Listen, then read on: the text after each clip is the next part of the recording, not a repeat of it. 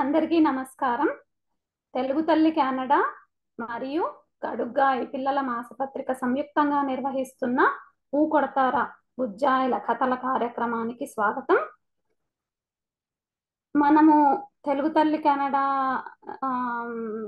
ఆధ్వర్యంలో ప్రతి నెల పిల్లల కథల కార్యక్రమం చేసుకుంటూ ఉంటాము.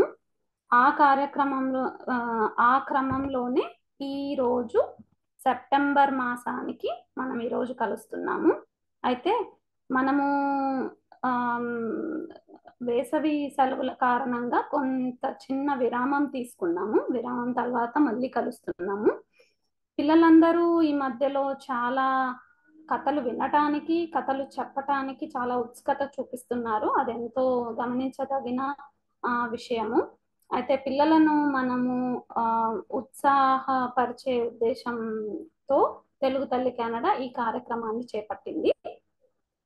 మనతో పాటు పిల్లలు వివిధ దేశాల నుంచి ఇక్కడ పార్టిసిపేట్ చేస్తారు ఈ ప్లాట్ఫామ్లో. కెనడా నుంచి, యుఎస్ నుంచి, ఇండియా నుంచి, దుబాయ్ నుంచి, ఇలా చాలా దేశాల నుంచి మన కార్యక్రమంలో పార్టిసిపేట్ చేస్తారు. సో ఈరోజు మనతో పాటుగా పిల్లలు వెయిట్ చేస్తున్నారు కథలు చెప్పడానికి. సెలవుల్లో బాగా కొత్త కొత్త కథలు నేర్చుకుని ఉంటారని నేను అనుకుంటున్నాను. మరి వాళ్ళ కథలు ఏంటో వాళ్ళ మాటల్లో విందామా? మరి ముందుగా మన ముందుకు షణ్ముఖి వస్తోంది. షణ్ముఖి ఏం కథ చెప్తుందో విందాం మరి. హాయ్ షణ్ముఖి. నమస్కారం. అందరికీ నమస్కారము. ఈరోజు నేను బాలకాండ చెప్తున్నాను. రామాయణంలో కౌశల రాజ్యానికి రాజధాని అయోధ్య. అయోధ్యకి రాజు దశరథుడు. దశరథుడు భార్యలు పేరు ఏంటి అంటే కౌసల్య, సుమిత్ర, కైకేయి. దశరథుడు బాధపడుతూ ఉంటాడు. ఒకసారి వశిష్ఠుడు నువ్వు పుత్రకామేష్టి యాగం చెయ్యి అని చెప్తాడు. చెప్పినప్పుడు చేస్తాడు. చేసినప్పుడు యజ్ఞ పురుషుడు వస్తాడు. వచ్చి పాయసం ఇస్తాడు. ఇచ్చేసి వెళ్ళిపోతాడు. వెళ్ళిపోయాక దశరథుడు ముగ్గురు భార్యల్ని తీసుకోండి అని అనగానే తీసుకొని తాగుతాడు. తర్వాత కౌశల్యకి రాముడు, సుమిత్రకి లక్ష్మణుడు, శత్రుఘ్నుడు, కైకేయికి భరతుడు పుట్టారు. పుట్టాక వాళ్ళ రామలక్ష్మణ భరత శత్రుఘ్నుడు కలిసి గురుకులానికి వెళ్తారు. వెళ్ళాక గురుకులంలో నేర్చుకుని పెద్దవాళ్ళు అవుతారు. అయ్యాక మళ్ళీ ఒకసారి నాన్న దగ్గరికి వస్తారు. మళ్ళీ తిరిగి వచ్చాక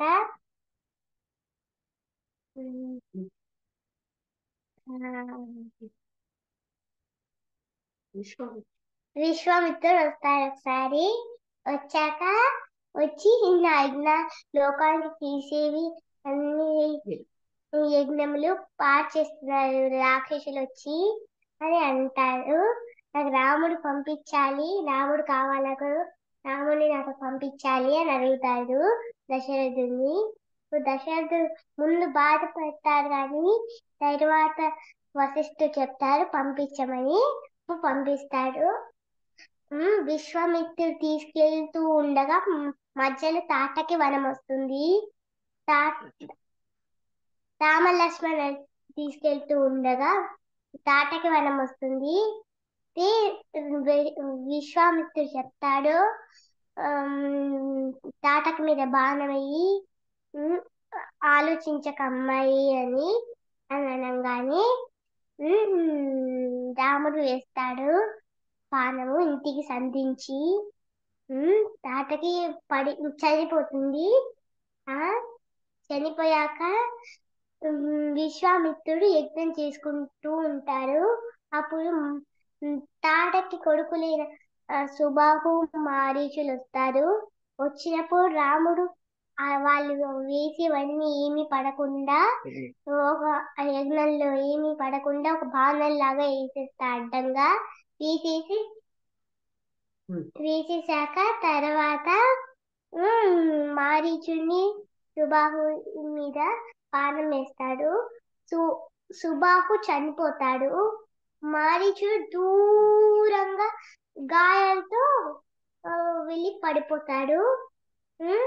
పడిపోయాక రాముడితో అంటాడు విశ్వామిత్రుడు మొత్తం యజ్ఞం అంతా సఫలంగా జరిగింది అని అంటారు.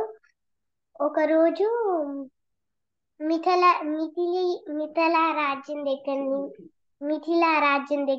నుంచి జనకుడు చెప్తాడు. విశ్వామిత్రుడికి ఆత్మానం వస్తుంది. వచ్చినప్పుడు రాముడికి చెప్తాడు, మీరు రండి నాతో పాటు అని అంటాడు. అంటే తీసుకెళ్తాడు. వెళ్ళాక లోపలికి రండి అని అంటారు. మధ్యలో ఒక రాయి వస్తుంది. ఆ రాయి తగులుతుంది రాముడి కాలుకి. తగిలంగా దాంట్లో మంచి ఒక దేవి రూపంలో అమ్మాయి లాగా వస్తుంది. ఆ అమ్మాయి పేరు అహల్యమ్మ. ఆవిడ నా శాపం అయిపోయింది, ఇంకా నేను నా భర్త గౌతమ మహర్షి దగ్గరికి వెళ్ళిపోతున్నాను అని వెళ్ళిపోతుంది. తర్వాత అలా వెళ్తూ ఉండగా మధ్యలో గంగా నది వస్తుంది. ఆ గంగా నది దగ్గర విశ్వామిత్రుడు పూజిస్తారు రామలక్ష్మణులకి. తింగానే వాళ్ళని గంగా నదిలో వేసేసి ఇలా ఇంకా మిథిలా రాజ్యానికి గంగా దాటుకుంటూ వెళ్ళిపోతాడు. వెళ్ళిపోయాక సీతమ్మ ఈ స్వయంవరం జరుగుతూ ఉంటుంది.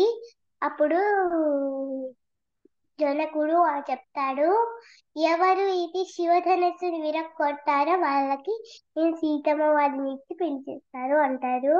అందరూ వచ్చి అందరూ ఎవరు వచ్చి ట్రై చేస్తారు, ఎవరు ఎత్తలేరు.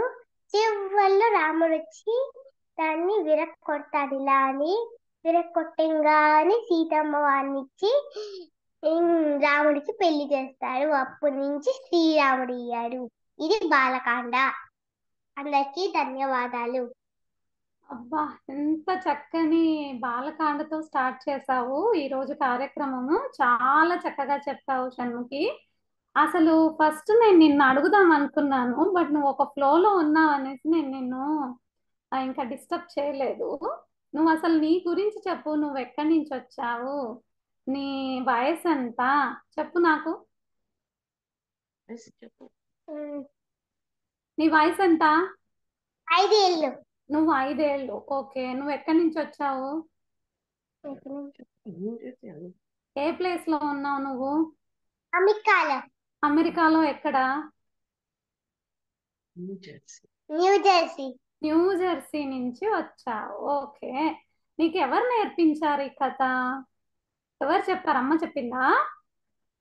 నేను టీవీలో చూసి నేర్చుకున్నాను. టీవీలో చూసి నేర్చుకున్నావు. అమ్మగా చెప్పింది నాకు. అమ్మ కూడా చెప్పింది. టీవీలో చూసావు, మళ్ళీ ఈ కథ నచ్చింది, నేను ఈ కథ చెప్తాను ఊ కొడతారా బుజ్జాయిల కథల కార్యక్రమంలో అని అడిగావా అమ్మని? అప్పుడు అమ్మ చెప్పిందా మొత్తం అన్ని? సరే,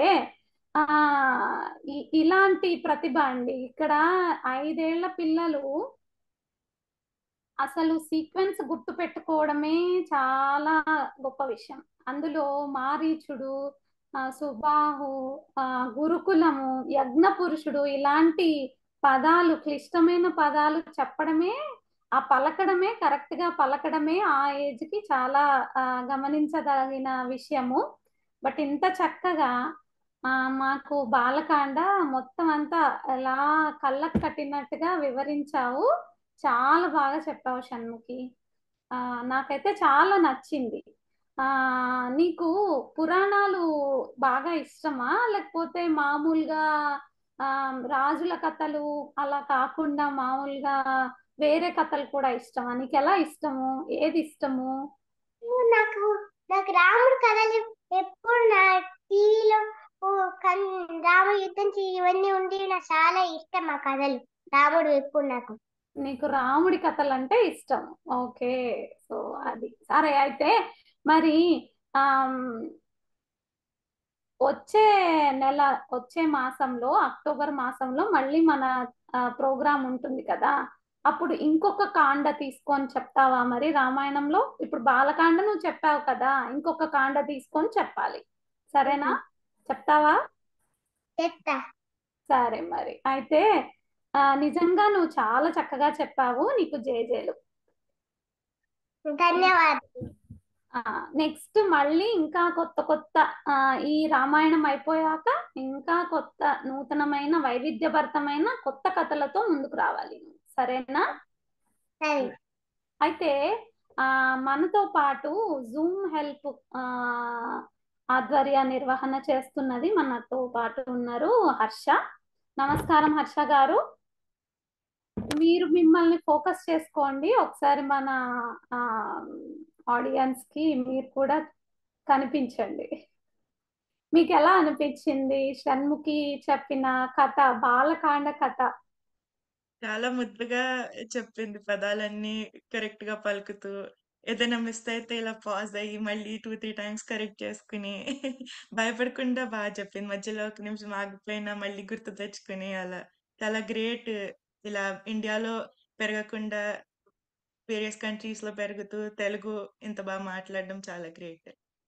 వాళ్ళ పేరెంట్స్ కి థ్యాంక్స్ చెప్పాలి మనం, మన తెలుగు కల్చర్ ని ఇలా ఫార్వర్డ్ గా తీసుకెళ్తున్నందుకు. Correct, correct. యా, అసలు మీరు అన్నట్టుగా ఇక్కడ వేరే దేశాల్లో తెలుగు మాట్లాడడమే చాలా కష్టము.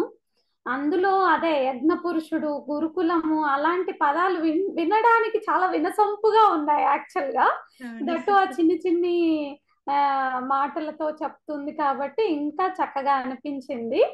సరే షణ్ముఖి, నీకు ధన్యవాదాలు. నువ్వు మళ్ళీ ఇంకొక కాండ, నేను చెప్పాను కదా, మరి ఇంకొక కాండతో నువ్వు ముందుకు రావాలి. సరేనా?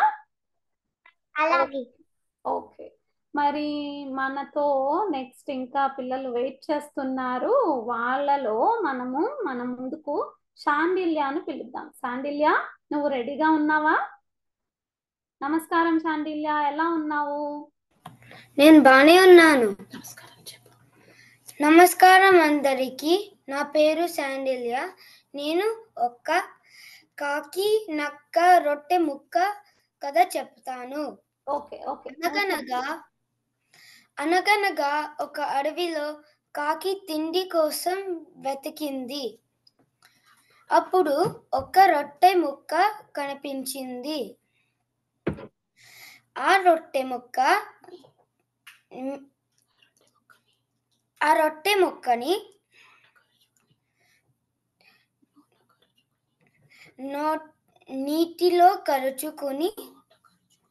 నోటలో కరుచుకొని ఒక చెట్టెక్కి కూర్చుంది. అప్పుడు అక్కడికి ఒక నక్క వచ్చింది. ఆ నక్క కాకిను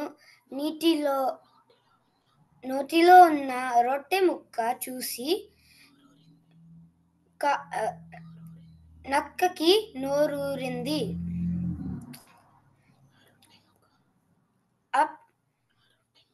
ఆ రొట్టె ముక్క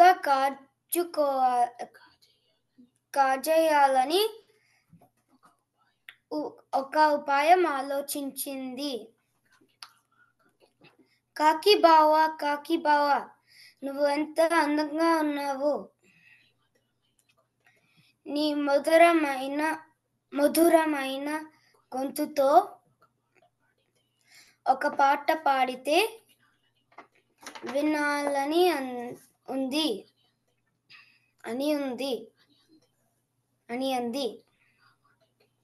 ఆ మాటలకి కాకి పొంగిపోయింది. పాట పాడడానికి నోరు తెరిచింది. అంతే,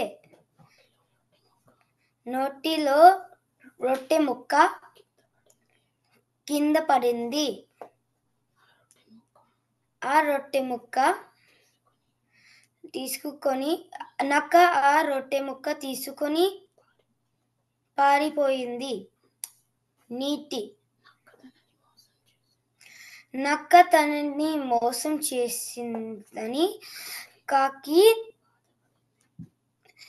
తెలిసి కాకి బాధపడింది. నీతి. పొగిడితే పొంగిపోకూడదు. కరెక్ట్. చాలా బాగా చెప్పావు. పొగిడితే అందరూ అలా నువ్వు చాలా బాగా పాడతావు, నువ్వు బాగా అని చెప్పేసి యాక్చువల్గా ఏంటి, నక్కకి రొట్టె ముక్క కావాలి. రొట్టె ముక్క నోట్లో ఉంది కాబట్టి నోట్లో నుంచి తీసుకోలేక నోరు తెరుస్తుంది కదా అని పాట పాడమంది. ఆహా చక్కగా పాడుతున్నావు అనే వరకు పొంగిపోయి నోరు తెరవగానే రొట్టె ముక్క కింద పడిపోయింది. సో అలా ట్రిక్ చేసింది కదా. చాలా చక్కని కథ ఎంచుకున్నావు శాండిల్య. నీకు ఎన్ని సంవత్సరాలు శాండిల్య? ధన్యవాదాలు అక్కయ్య. నీకు ఎన్ని సంవత్సరాలు? నీ వయసు ఎంత? నేను 8 ఏళ్ళు. 8 ఏళ్ళు నీకు. నువ్వు ఎక్కడి నుంచి వచ్చావు? ఏజాక్స్. కెనడా ఏజాక్స్ నుంచి వచ్చావు కదా. చాలా చక్కని కథ ఎంచుకున్నావు నువ్వు. సో ఇలాంటి సందర్భాలు మన నిజ జీవితంలో చాలా జరుగుతూ ఉంటాయి కదా. ఈ పంచతంత్ర కథలు ముఖ్య ఉద్దేశం ఏంటంటే మన లైఫ్ లెసన్స్ ని మనం చిన్న చిన్న కథల రూపంలో ఈ యానిమల్స్, జంతువులు ఇలా పెట్టేసి మాట్లాడుకున్నట్టుగా చెప్పేసి ఆ కథలను ఏర్పాటు చేశారు. అందులో ఈ కథ చాలా బాగా చెప్పావు. కాకి, నక్క, రొట్టె ముక్క కథ చాలా చక్కగా ఉంది, నాకు చాలా నచ్చింది. నువ్వు కథలు చెప్పడం కాకుండా ఇంకా వేరే ఏం చేస్తుంటావు? నీ హాబీస్ ఏంటి? నా హాబీయా టీవీ చూస్తావా? స్పోర్ట్స్ ఆడతావా నువ్వు? ఏ స్పోర్ట్ ఆడతావు? సాకర్ ఆడతావా? ఓకే. ఇంకా నువ్వేమన్నా ఇన్స్ట్రుమెంట్స్ ప్లే చేస్తున్నావా? Musical instruments? Piano recorder. నువ్వు పాటలు పాడతావా? పాడతావు కదా. సంగీతం చేస్తున్నాను. ఇంకా సంగీతం కూడా నేర్చుకుంటున్నావా? చాలా మంచి అలవాట్లు ఉన్నాయి నీకు. అయితే ఇలాగే ఇంకా మంచి మంచి కథలతో నువ్వు ముందుకు రావాలి. నెక్స్ట్ టైం వచ్చినప్పుడు వచ్చే మాసంలో నువ్వు మళ్ళీ పార్టిసిపేట్ చేసినప్పుడు పంచతంత్ర కథల్లోనే వేరే కొత్తది ఎవరు విననిది, నాకు కూడా కొత్తవి కథలు మీ నోట్లో వినాలని అనిపిస్తోంది. సో ఇంకా మంచి మంచి కథలతో నువ్వు ముందుకు రావాలి. సరేనా? సరే. చాలా చక్కగా చెప్పావు. నీకు జేజేలు. ధన్యవాదాలు. ఇక తర్వాత మనము విహారిని పిలుద్దాం. విహారి, నువ్వు రెడీగా ఉన్నావా?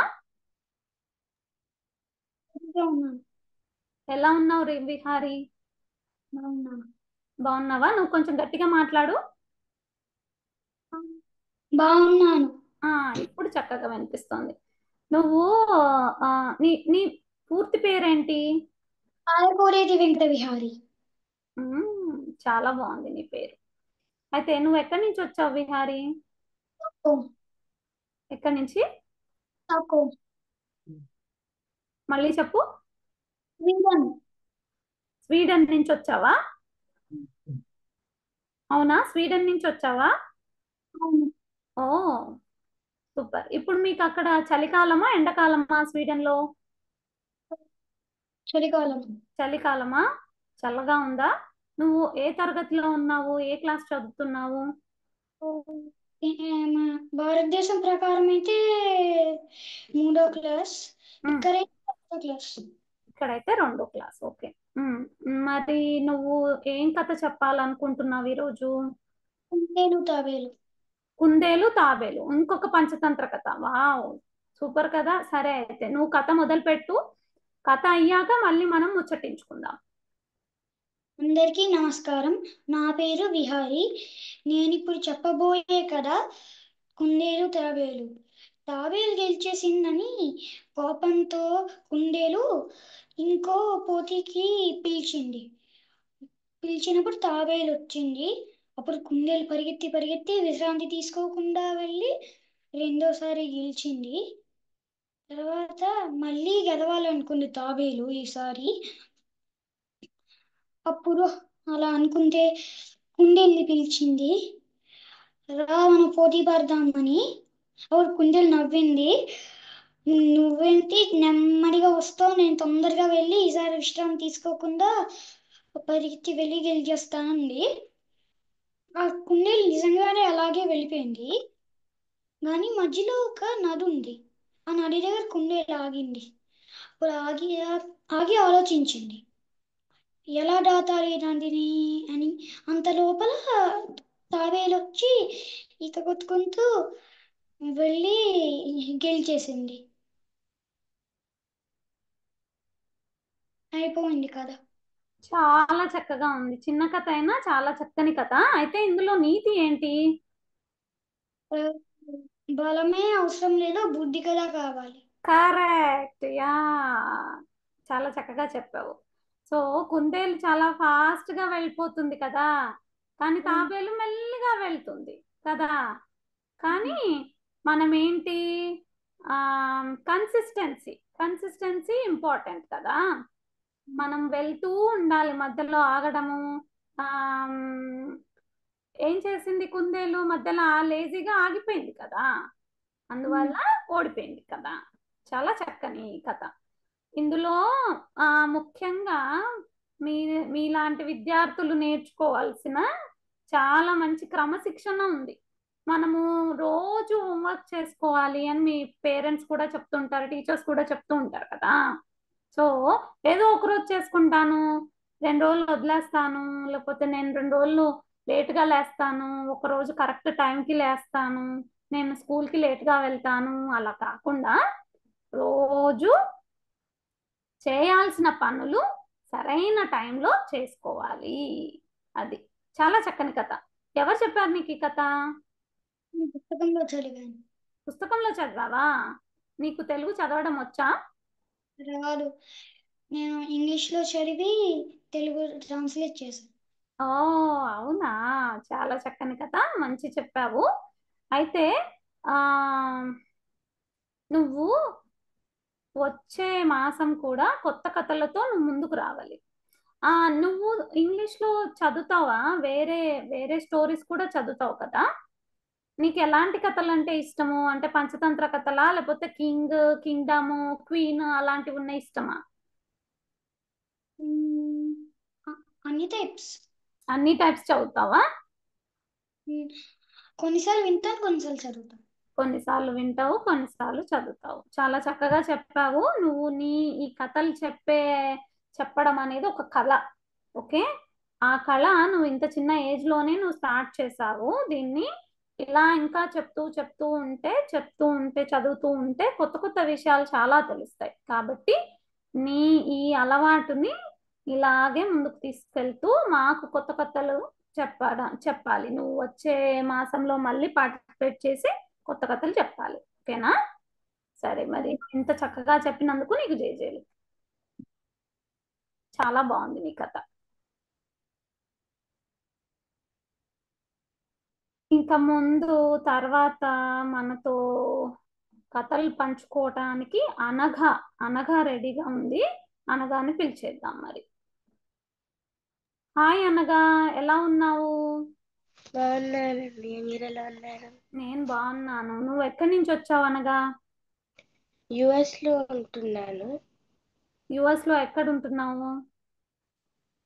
ఇలినాయ్ షాంపియన్ లో. ఓకే, నీ వయసు ఎంత? 11 years. నువ్వు 11 years అంటే 5th గ్రేడా? Sixth grade. ఓకే, సరే. నువ్వు ఇప్పుడు ఏ కథ చెప్పడానికి అనుకుంటున్నావు? వినాయక జననం. వినాయక జననం. వావ్, సరే. వినాయక జననం అనగానే ఇంకా నాకు నిన్ను వెయిట్ చేయించాలని ఇష్టం లేదు. సో నువ్వు స్టోరీ చెప్పు, తర్వాత మళ్ళీ మనం ముచ్చటిద్దాం, సరేనా? ఒకరోజు స్నానం చేద్దామని పార్వతి నందిని సెక్యూరిటీగా పెడుతుంది. అప్పుడు నందిని చెప్తుంది, నంది ఎవరిని అలా చేయొద్దు, నేను స్నానం చేసి వచ్చిన తర్వాత చెప్తాను అని. తర్వాత స్నానం చేసిన తర్వాత అక్కడ శివుడు బయట ఉంటాడు. దాని తర్వాత అదేంటి మీరు ఎక్కడున్నారు అని అంటే, నేను నందిని బయట నుంచి నేను ఎవరిని రానివ్వద్దు అన్నాను కదా అని అంటుంది. అప్పుడు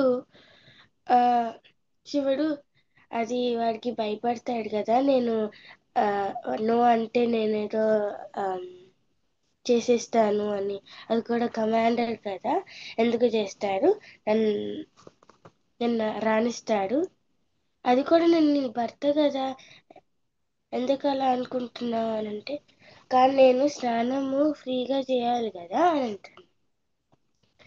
అప్పుడు దాని తర్వాత ఈసారి స్నానం చేద్దామంటే సుంది పిండితో ఒక బుడ్డి అబ్బాయి చేస్తుంది. ఆ బుడ్డి అబ్బాయి చేసిన తర్వాత ప్రాణం పోస్తుంది. దాని తర్వాత ఒక అబ్బాయి బయట వస్తాడు దాని నుంచి. అప్పుడు అమ్మా అని అంటాడు. పార్వతీదేవి, నీ చిన్న ఓకే నీ పేరు వినాయకుడు అని పెడుతున్నాను, నువ్వు బయట వెళ్ళి సెక్యూరిటీ లాగా ఉంటావా, ఈలోపు నేను స్నానం చేసి వస్తాను, అది కూడా ఎవరిని రానివ్వద్దు అని అంటుంది. అప్పుడు వినాయకుడు బయట నుంచుంటుంటాడు. ఎవరు ఇంకా రారు. తర్వాత ఇంకొంచెం సేపు తర్వాత శివుడు వచ్చి అదేంటి మీరు అడ్డంగా ఉన్నారు అని అంటే, అది మా అమ్మ ఇక్కడ నుంచో మంది ఎవరిని రానివ్వద్దు అని అంటే, పార్వతీదేవినా అంటే అవును అని అంటుంది. దాని తర్వాత అది మా భార్య, నేను వెళ్ళొచ్చులే, నువ్వు పక్కనకి జరుగు అని అంటాడు. నాకు అదేం తెలీదు, మా అమ్మ ఇక్కడ నుంచో మంది ఎవరిని రానివ్వద్దని, అమ్మ బయటకు వచ్చిన తర్వాత నిన్ను రానివ్వచ్చు అంటే మీరు వెళ్ళొచ్చు అని అంటాడు. అప్పుడు శివుడికి కోపం వస్తుంది. అదేంటి ఇది మా ఇల్లు, ఏమంటున్నావు, నా ఇల్లు నుంచి నేను వెళ్ళకూడదా అంటున్నావా అని అంటే, కాదండి ఒకసారి ఆగండి, అది మా అమ్మ వస్తే అప్పుడు వెళ్ళనిస్తుంది అంటాడు. కాదు నేను వెళ్ళాలి, ఇప్పుడే వెళ్ళాలి అని అంటాడు. అప్పుడు ఒక యుద్ధం జరుగుతుంది. అప్పుడే త్రిశూలము వేస్తాడు. వేసి అది వినాయకుడు మెడకాయకి తగిలి పడిపోతాడు. తల కూడా విరిగిపోతుంది. అప్పుడు పార్వతీదేవి కంగారుతో బయటకు వస్తుంది. బయటకు వచ్చి, అదేంటి వినాయకుడు ఇలా చచ్చిపోయి ఉన్నారు, మీరు చంపేశారా, ఏం చేస్తున్నారు అని అంటే, వాడు అడ్డంగా ఉన్నాడు, అది నేను వెళ్ళాలంటే అది వెళ్ళనివ్వట్లేదు అని అంటే, నేనే చెప్పాను, మీరేంటి అలా చేస్తున్నారు, నేను చెప్పలేదా, పార్వతీదేవి చెప్పిందని చెప్పాడు కానీ నేను వినలేదు అని అంటే, అదేంటి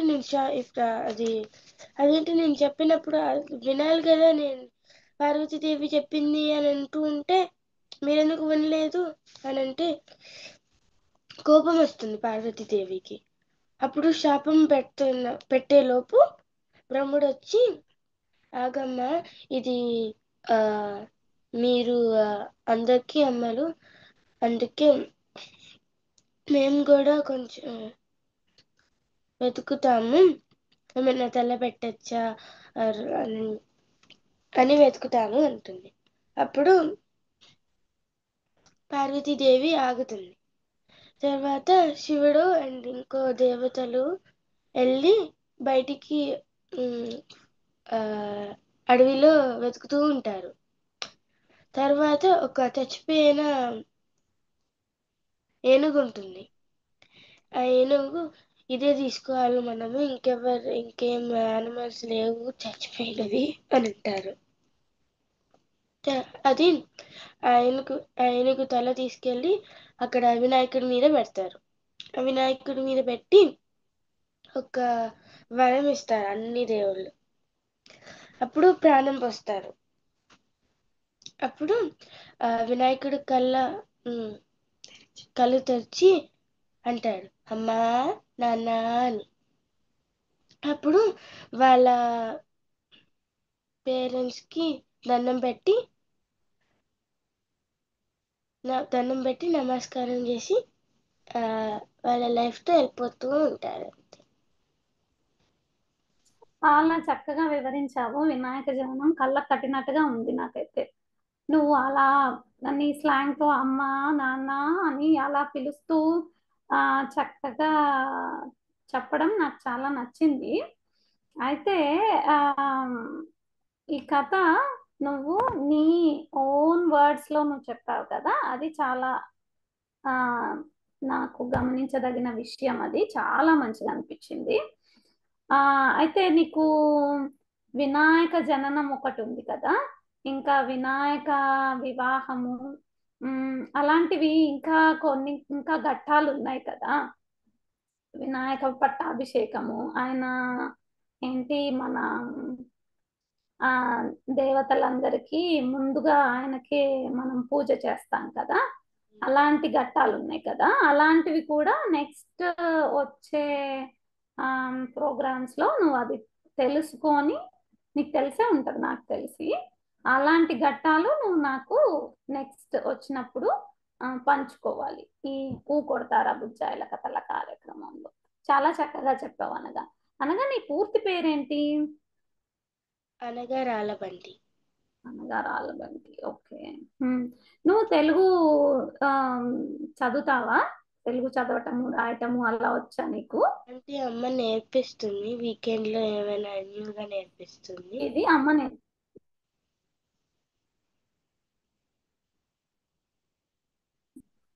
అవునా? ఓకే. ఈ కథ అమ్మని చెప్పిందా లేకపోతే టీవీలో ఏదైనా అలా అమ్మే చెప్పింది. అమ్మ చెప్పింది. ఓకే. అంటే ఎప్పుడో ఒకసారి చెప్పింది. తర్వాత రీసెంట్ గాని వినాయకుడిది అయినప్పుడు అది చెప్తావా అని అంటే నాకు అది రిమెంబర్ అయ్యి వచ్చేసింది అంతే. ఓకే, అమ్మ గుర్తు చేసింది, ఈ కథ చెప్తావా అని అమ్మ గుర్తు చేసింది. నీకు ఇలాంటి పురాణాలు ఇష్టమా? మైథాలజీ అయితే ఇష్టం. మైథాలజీ బాగా ఇష్టం. సరే, చాలా చక్కగా ఉంది నీ కథ. అయితే ఇలాంటి కథలు మళ్ళీ మళ్ళీ వింటూ ఉంటే అసలు ఏం జరిగింది ఆ కథలో, అందులో ఉన్న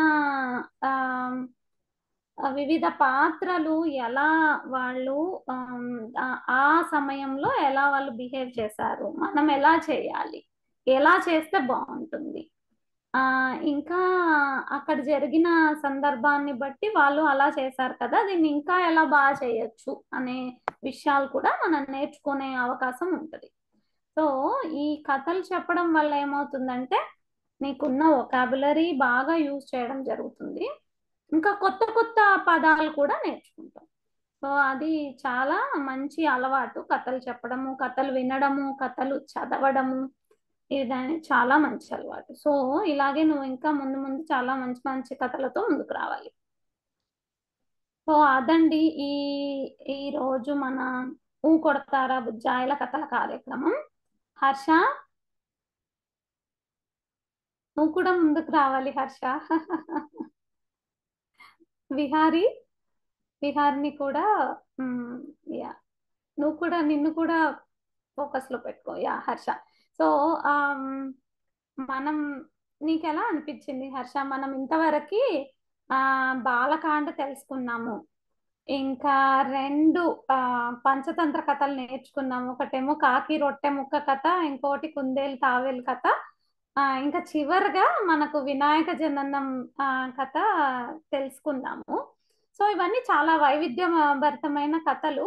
అండ్ వీళ్ళు అన్ని డిఫరెంట్ ఏజెస్ వాళ్ళు వాళ్ళ తోచిన విధంగా వాళ్ళ తెలిసిన వొకాబులరీతో మన దగ్గర పంచుకున్నారు. నాకైతే చాలా నచ్చింది. మరి నీకు ఎలా అనిపించింది నీ మాటలో? చాలా బాగుంది. ఫస్ట్ షణ్ముఖి అన్నట్టు డిఫికల్ట్ వర్డ్స్ వాడడము, తనలా ముద్దు ముద్దుగా రిపీట్ చేస్తూ ఉండడము, అది బాగుంది. సాండల్య కథ అయిపోయాక ధన్యవాదాలు అక్కయ్య అనటము. విహారీ నన్ను ఏమో చాలా యంగ్ చేసేసాడు. ఆంటీ అదే అనుకున్న అక్కయ్య అన్నాడు. చాలా చాలా సంతోషం కదా. అవును అవును. విహారీ ఏమో భారతదేశం ప్రకారం అయితే 3వ తరగతి అలా చెప్పడము, అనగా మళ్ళీ వినాయకుడి ఎవ్రీ ఇయర్ వినే వినాయకుడి కథని తన ఓన్ వర్డ్స్ లో చెప్పడము, అలా వింటుంటే చాలా హ్యాపీగా ఉంది తెలుగు నేర్చుకుంటున్నందుకు, తెలుగు మీద ఇంట్రెస్ట్ ఉన్నందుకు. ప్లస్ జస్ట్ మన నార్త్ అమెరికాలోనే కాకుండా యూరోపియన్ కంట్రీ స్వీడన్ నుంచి వచ్చాడు విహారీ. సో అలా ఈ ప్లాట్ఫామ్ కి కూడా థ్యాంక్ యూ చెప్పాలి. అన్ని కంట్రీస్ లో ఉన్న first generation, second generation non Indian kids కి తెలుగు చదువుకోవాలని, నేర్చుకోవాలని ఇంట్రెస్ట్ ఇస్తున్నందుకు తెలుగు తల్లికి కూడా థ్యాంక్స్ చెప్పాలని, ప్లస్ వాళ్ళ పేరెంట్స్ ఇంట్రెస్ట్ చూపిస్తున్నందుకు. అలా. యా, హర్ష అన్నట్టుగా తెలుగు తల్లి కెనడా ఉద్దేశమే అదేనండి. తెలుగు ప్రతిభని ఒక్క దగ్గరికి చేర్చడము తెలుగు తల్లి కెనడా ఉద్దేశము.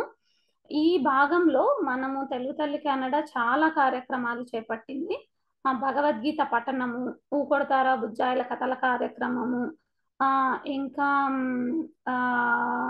అన్నమయ్య ఆరాధనోత్సవాలు, త్యాగరాజ ఆరాధనోత్సవాలు, ఇంకా ప్రముఖుల ఇంటర్వ్యూస్, ఇలా చాలా చాలా కార్యక్రమాలు మన ఆన్లైన్ ప్లాట్ఫామ్లో మనం చేస్తాము తెలుగు తల్లి కెనడా నిర్వహణలో. అలాగే మన దగ్గర గడుగ్గాయి పిల్లల మాసపత్రిక అనేది ఒకటి ప్రచురణలో ఉంది. ఈ మాసపత్రికలో పిల్లల చిత్రలేఖనం కానీ, కవితలు కానీ, కథలు కానీ, ఏవైనా వాళ్ళు రాసినవి, గీసినవి వాళ్ళు వాళ్ళ ప్రచురణలుగా ఒక ప్రతి నెల మనము ప్రచురించుతాము గడుగ్గాయి పిల్లల మాసపత్రిక. మీకు అలా ఏదైనా టాలెంట్ ఉంది, మీరు తెలుగు తల్లి కెనడాతో పంచుకుంటే మేము గడుగ్గాయి పిల్లల మాసపత్రికలో మీవి ప్రచురిస్తాము. సో అలా చాలా రకాలుగా, అన్ని రకాలుగా, అన్ని విధాలుగా మనం తెలుగు ప్రతిభను ఒక చోట చేర్చడమే తెలుగు తల్లి కెనడా ముఖ్య ఉద్దేశము.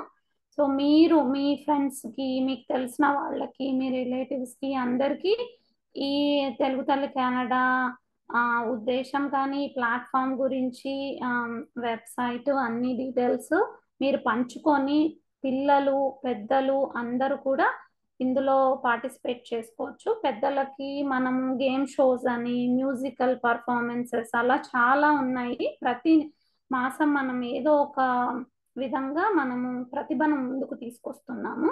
సో మీరు ఈ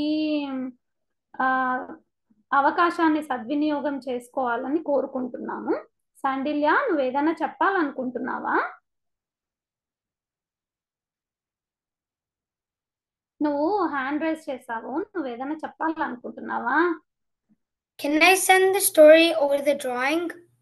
తప్పకుండా తప్పకుండా, అదే చెప్తున్నాను. నువ్వు రాసిన స్టోరీ తెలుగులో అయినా ఇంగ్లీష్లో అయినా ఎలాగైనా సరే, తెలుగులో రాస్తే మరీ మంచిది. దాంతోపాటు నువ్వు గీసిన చిత్రలేఖనం ఉంటుంది కదా, అది కూడా మాకు పిక్చర్ తీసి పంపిస్తే మేము గడుగ్గాయి పిల్లల మాసపత్రికలో మేము ప్రచురిస్తాము. ఓకే, సో యా, తప్పకుండా మీ దగ్గర ఏదైనా టాలెంట్ ఉంటే అందరు పిల్లలు, పెద్దలు, మీ పేరెంట్స్ అందరికీ చెప్పండి. మీ రిలేటివ్స్ కానీ, ఫ్రెండ్స్ కానీ అందరికీ చెప్పండి. మీరు రాసిన చిన్న చిన్న కథలు కానీ, కవితలు కానీ, పాటలు కానీ, గేయాలు కానీ, మీకు ఇంకా వేరే ఏదైనా టాలెంట్ ఉంటే అదైనా కానీ మీరు పంచుకోవచ్చు. ఓకే, సో అదండి ఈ మాసపు సెప్టెంబర్ ఊకొడతారా బుజ్జాయిల కథల కార్యక్రమం. మీ అందరికీ నచ్చిందని అనుకుంటున్నాను. హర్ష, నువ్వు ఏదైనా పంచుకోవాలనుకుంటున్నావా? అవును. ఒక్క విషయం చెప్పాలనుకుంటున్నాను. మొన్న భగవద్గీత కార్యక్రమాలు జరిగాక షణ్ముఖి గురించి మనకి గడుగ్గాయలొచ్చింది. తనకి గోల్డ్ మెడల్ వచ్చింది. సో, అదొక్కటి అప్రిషియేట్ చేయాలి షణ్ముఖిని. సో, ఇలా మీరు చెప్పినట్టు జ్యోతి అక్కయ్య గారు చెప్పినట్టు మన తెలుగు తల్లి దగ్గర వేరియస్ ప్లాట్‌ఫార్మ్స్ ఉన్నాయి. ఇప్పుడు షణ్ముఖి భగవద్గీత చెప్పి గోల్డ్ మెడల్ వచ్చింది. ప్లస్ శాండిల్య అన్నట్టు మ్యూజిక్ ఇంట్రెస్ట్ కానీ, డాన్స్ ఇంట్రెస్ట్ కానీ ఏవున్నా గానీ మన ప్లాట్‌ఫార్మ్స్‌లో ప్రెజెంట్ జేసుకోవచ్చు. ఇంప్రూవ్ చేసుకోవచ్చు. ప్లస్ కథలు రాస్తే గూడా మీరు చెప్పినట్టు మన తెలుగు తల్లికి తెలుగులో రాస్తే పంపియచ్చు. కడుగ్గాయికి. సో, అదొక్కటి యాడ్ చేద్దాం అనుకున్నాను. చాలా సంతోషం హర్ష. Thank you. మీరు జూమ్ నిర్వహణ చాలా చక్కగా చేశారు. Thank you so much. అదండి ఈ మాసపు కొడతారా బుజ్జాయిల కథల కార్యక్రమం. నమస్కారం. మళ్ళీ ఇంకా కొత్త కథలతో కొత్త వైవిధ్యమైన కథలతో కొత్త పిల్లలతో మళ్ళీ ముందుకు వస్తాము. అంతదాకా నమస్కారం. టాటా బాయ్.